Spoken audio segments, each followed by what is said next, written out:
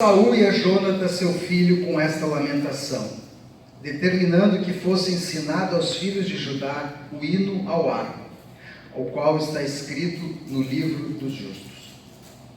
Aí a música.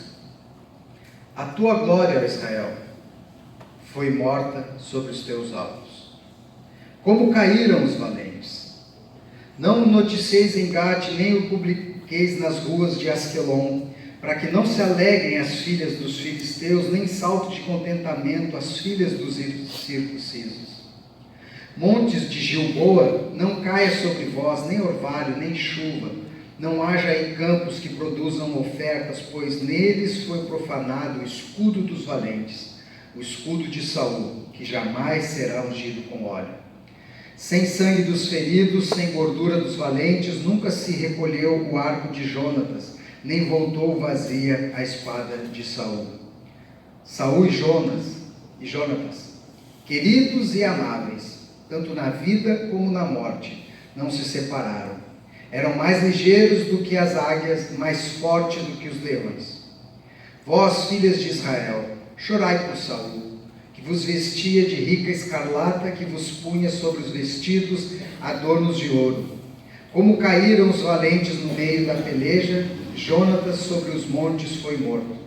Angustiado estou por ti, meu irmão Jonatas, tu eras amabilíssimo para comigo. Excepcional era o teu amor, ultrapassando o amor de mulheres. Como caíram os valentes e pereceram as armas de guerra. Amém? Então feche teus olhos, curva tua cabeça. Pai, nós entregamos essa reunião nas tuas mãos, pedimos que tu fale conosco, abrimos o nosso coração para que tu interceda por nós junto ao Pai e que a tua palavra encontre pouso no nosso interior, em nome de Jesus. Amém. Desde domingo passado me propus assim, sem muita intenção, a pregar algumas coisas práticas, que como eu aconselho muita gente, eu vejo que muitas vezes as pessoas ouvem a palavra, mas não conseguem traduzir em prática para a sua vida, né? Então, domingo passado eu falei sobre o que fazer quando não se sabe o que fazer, né? E é importante.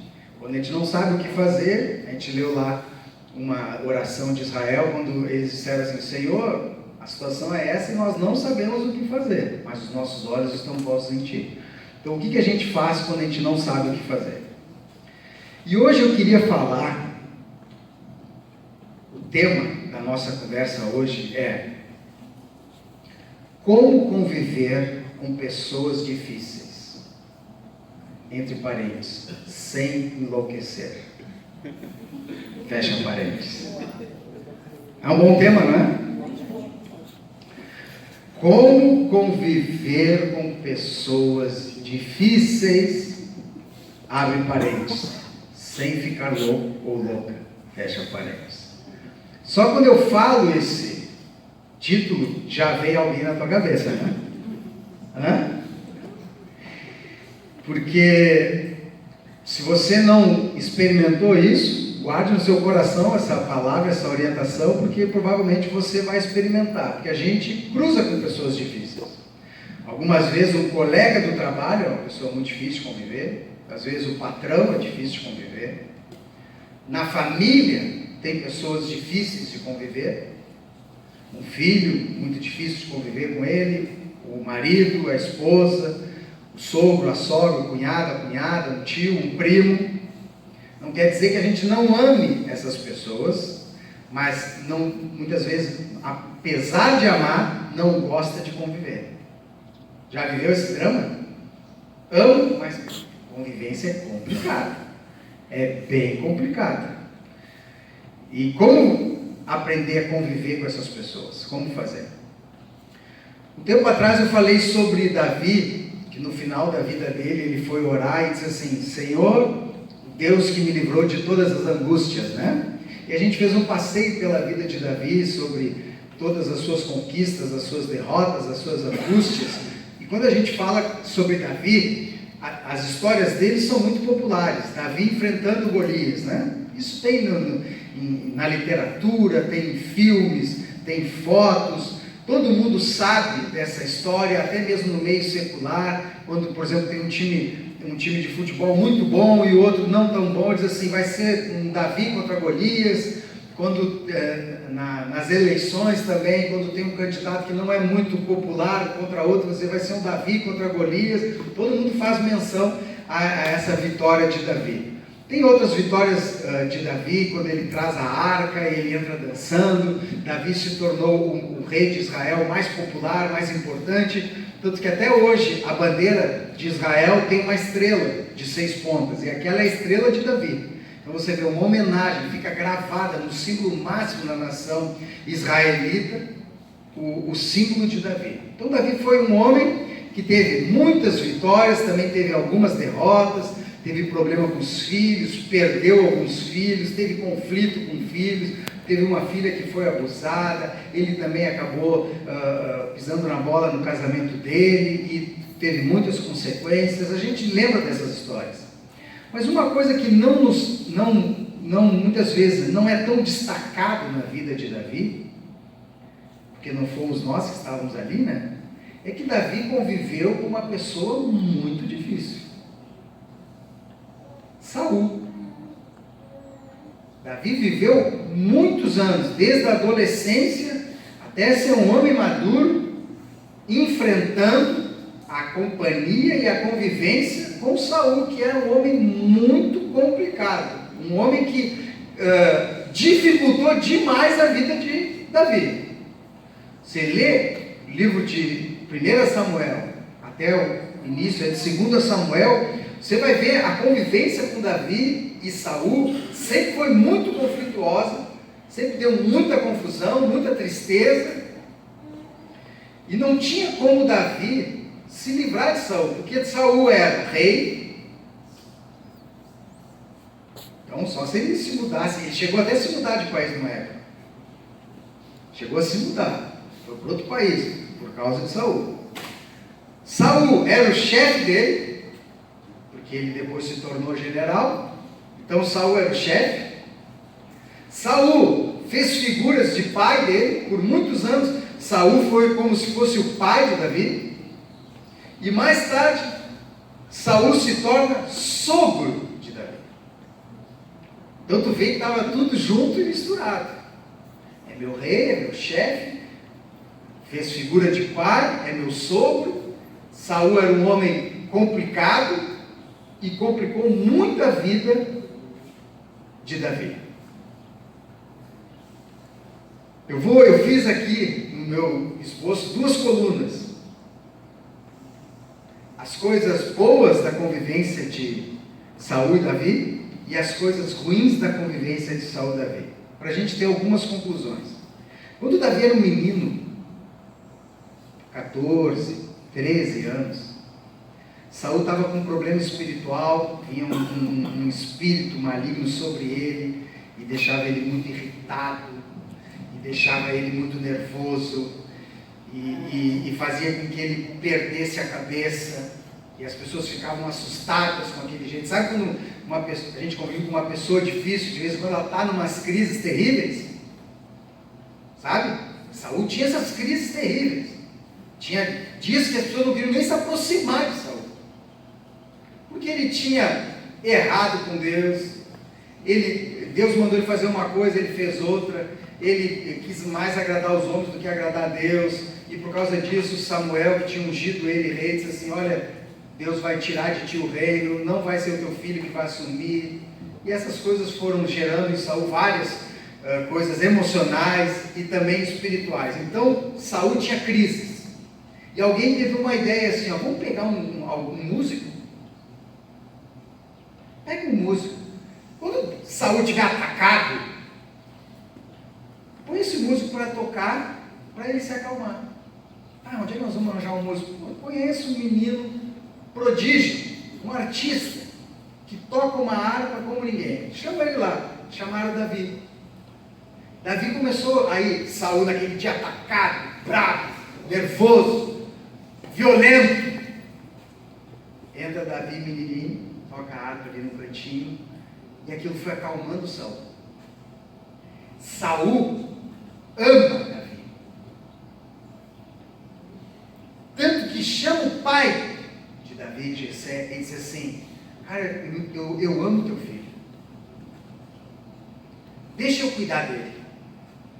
Posso trazer ele para morar no palácio?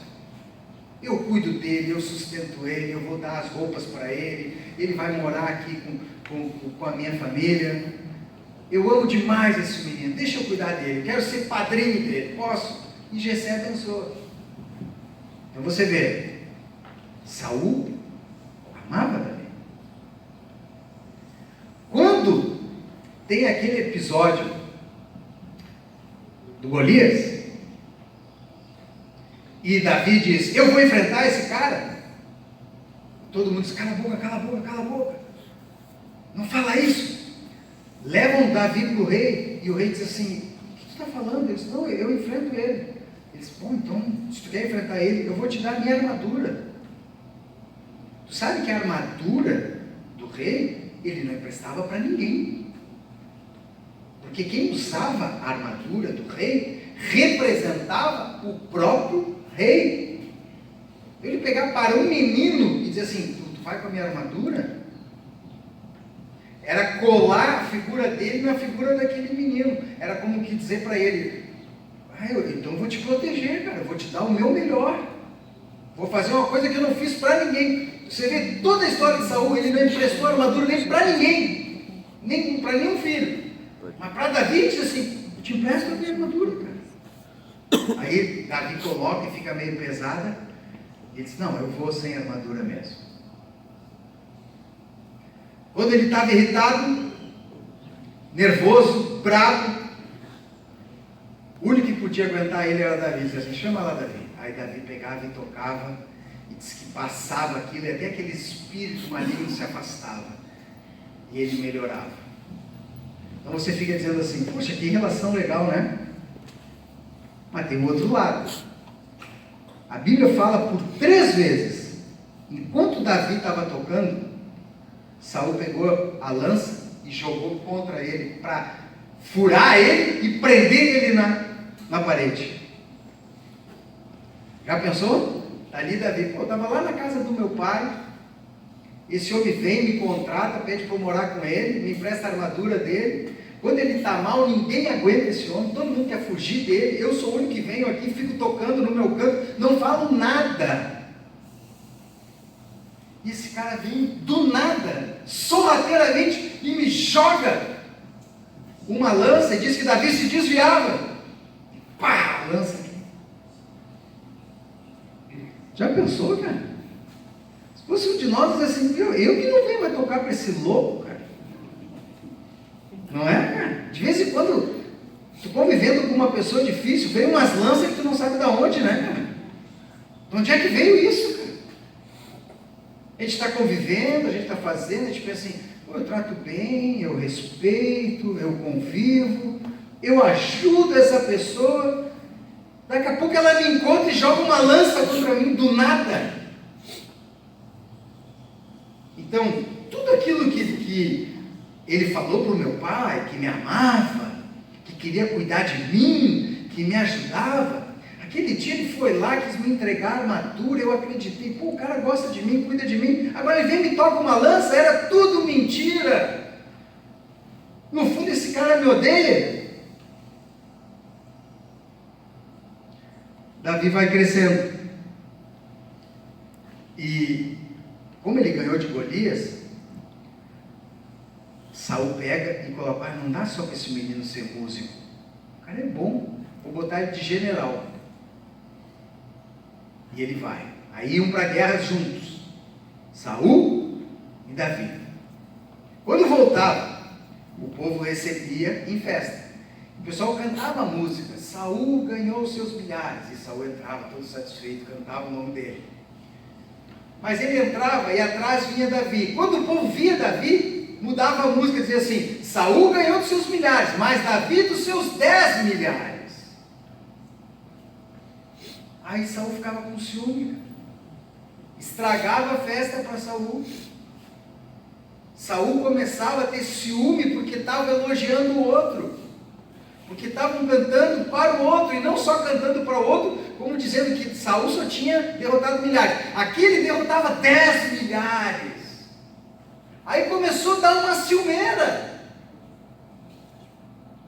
Sabe quando a gente convive com pessoas difíceis, que são ciumentas, que têm inveja, que querem tudo para elas, que só querem elogio para elas, pessoas egocêntricas que acham que tudo tem que ser ao redor delas, e quando não é para elas, ficam bravas.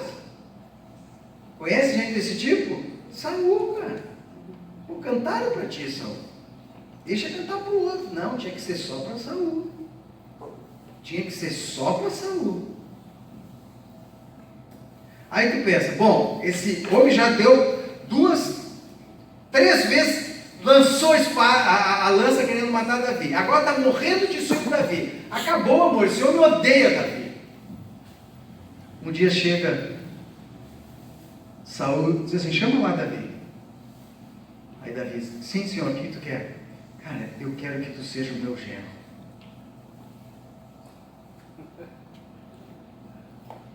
Estou aqui com a minha filha, Merab, era a filha mais velha. Cara, eu gosto de ti, conheço tua família, sei que Deus te usa, conheço teu coração, tu é um bom guerreiro, tu é um bom músico. Cara, tu tem que ser parte da minha família. Imagina Davi pensando, cara, esse cara é louco. Esse cara é louco. Primeiro ele quer ser meu padrinho. Primeiro, depois ele quer emprestar uma armadura. Depois quer me matar. Depois está morrendo de ciúme de mim. E agora quer que eu seja genro dele. Ele diz, preciso que tu seja meu genro, cara. Quero que tu seja da minha família, é como se fosse filho. Aqui você vai vendo que as pessoas, e esse é o propósito de nós andar por... Não sei se eu vou conseguir acabar hoje essas coisas, tá? Nem cheguei nas dicas ainda. Mas é só para você perceber uma coisa que é muito importante. As pessoas são ambíguas. Te amam e te odeiam. Te querem e não te querem. Te elogiam e falam mal de ti. As pessoas são ambíguas. Aquela que te ama, que te elogia, que te acha o máximo, acontece uma coisa... E aquele que te odeia, fala mal de ti, está sempre pegando no teu pé, no fundo te admira. No fundo te admira. Sabe uma pessoa que vive falando mal daquele outro? Ah, porque é fulano, é uma forma de elogiar. Então as pessoas são ambíguas. Saul era assim, era essa loucura dentro dele.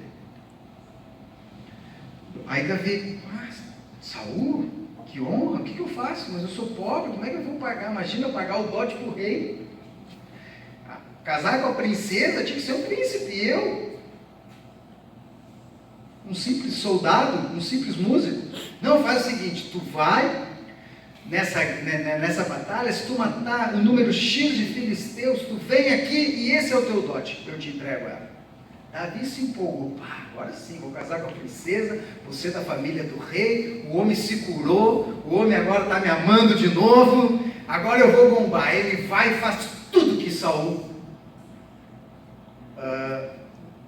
tinha dito para ele fazer. Volta e diz, fiz, rei. Ele diz, parabéns, te preparo para o casamento que eu vou te dar ela. Aí chama outro e dá a filha para casar para outro.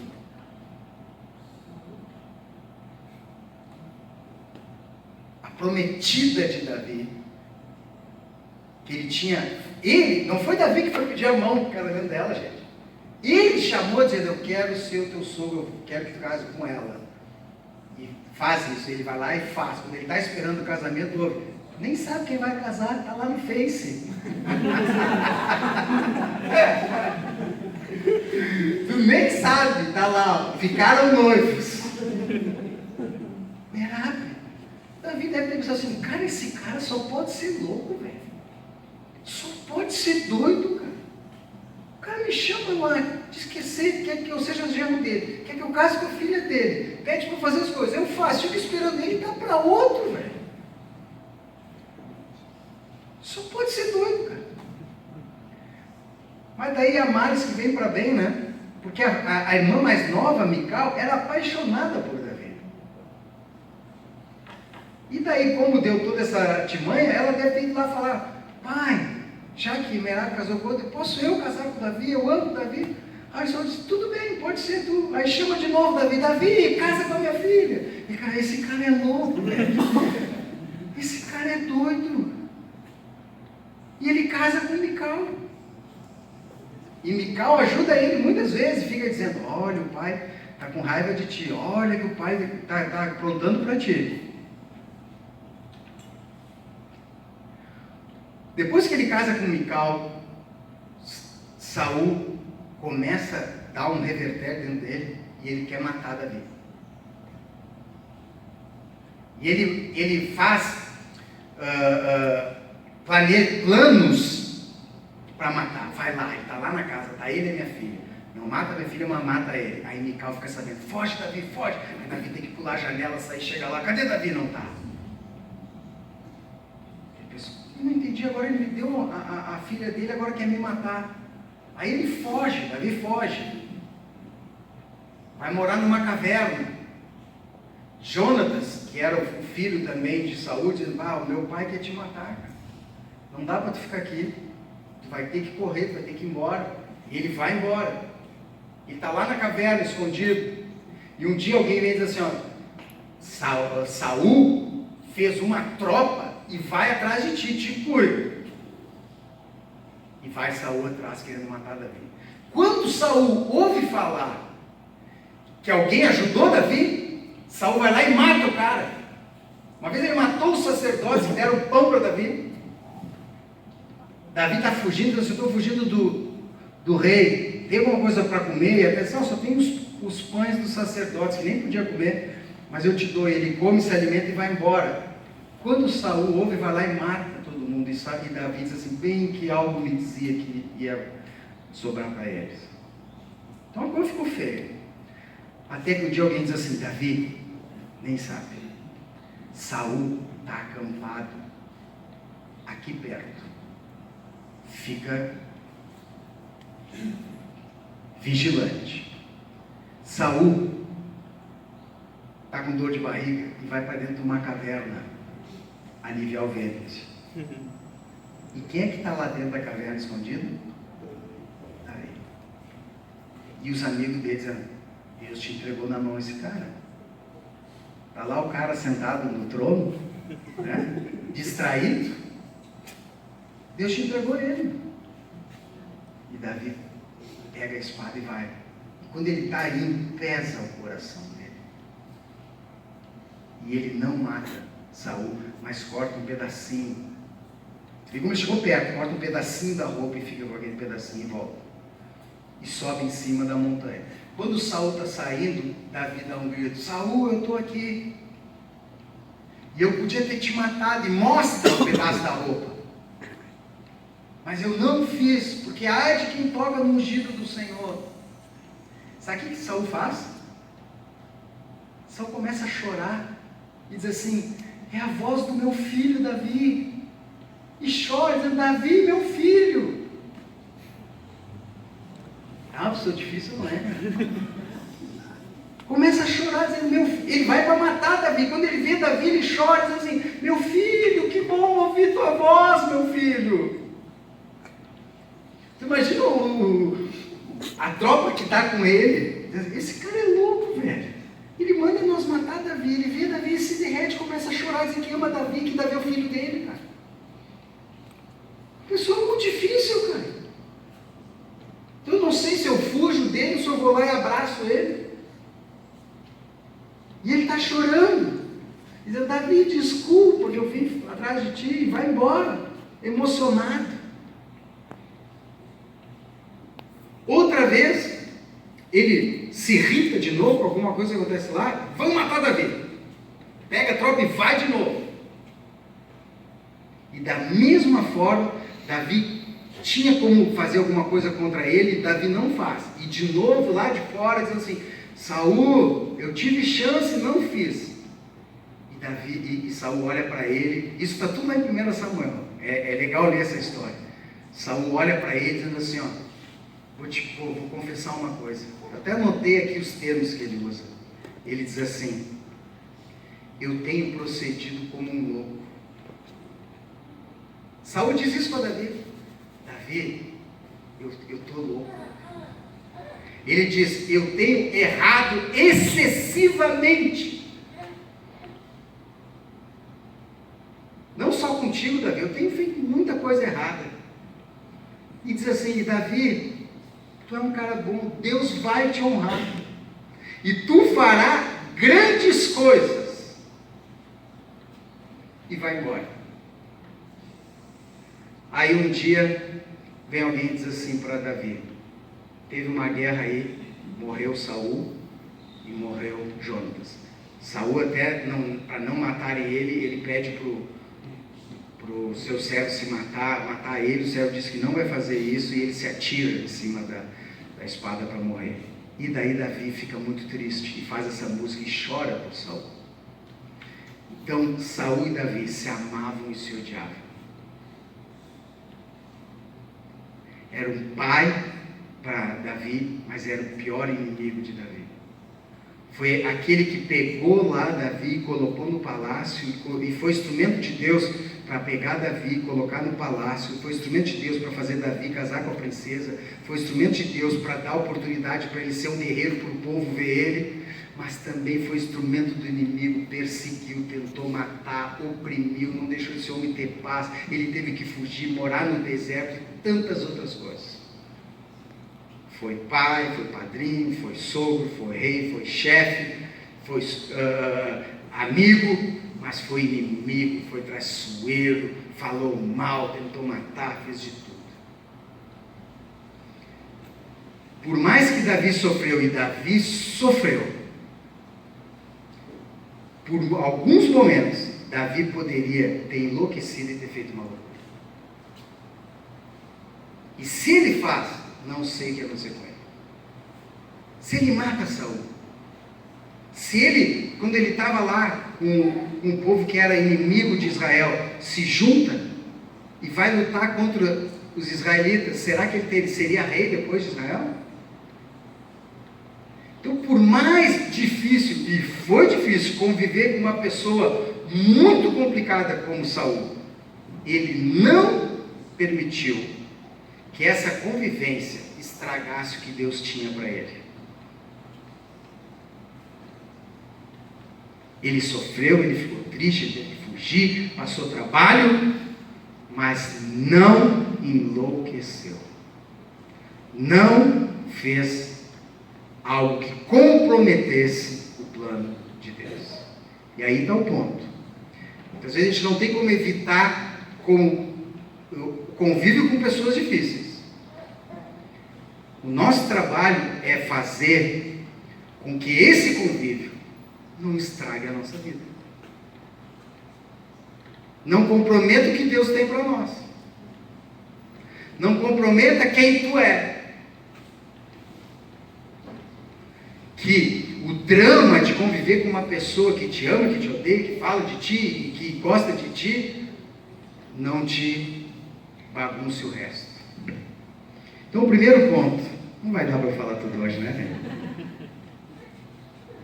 A gente continua domingo que vem, vai falar só algumas coisas. Primeiro ponto, que é bem legal, por que Deus permite a gente conviver com gente assim? Né? Porque quando a gente está enfrentando uma luta, um filho, um marido, com um chefe, com um sogro, com uma sogra, tem hora que ele se desespera e diz: Senhor, tu não está vendo isso? Eu conversei com uma pessoa essa semana, né, que está convivendo com uma pessoa difícil, que está quase enlouquecendo por causa dessa pessoa difícil. Por mais que eu tentasse orientar, ela parar e dizer assim: mas será que Deus não está vendo isso? Então por que Deus realmente permite essas coisas? Por que Deus permite que a gente conviva com pessoas difíceis? Sabe por quê? Porque tu é uma pessoa difícil. E Deus convive contigo e não desiste de ti.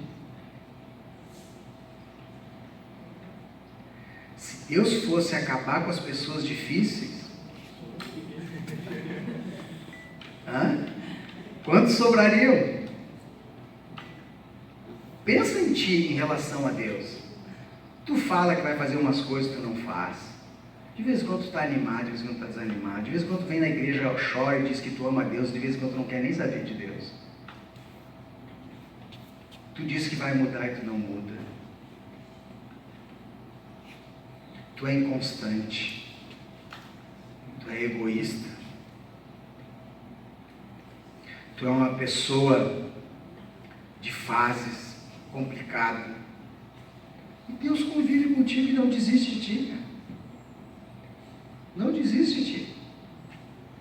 Então, quando Deus permite que uma pessoa difícil conviva com a gente, é como se Deus estivesse mostrando para nós: está vendo o que eu passo contigo? Está vendo o que eu passo contigo?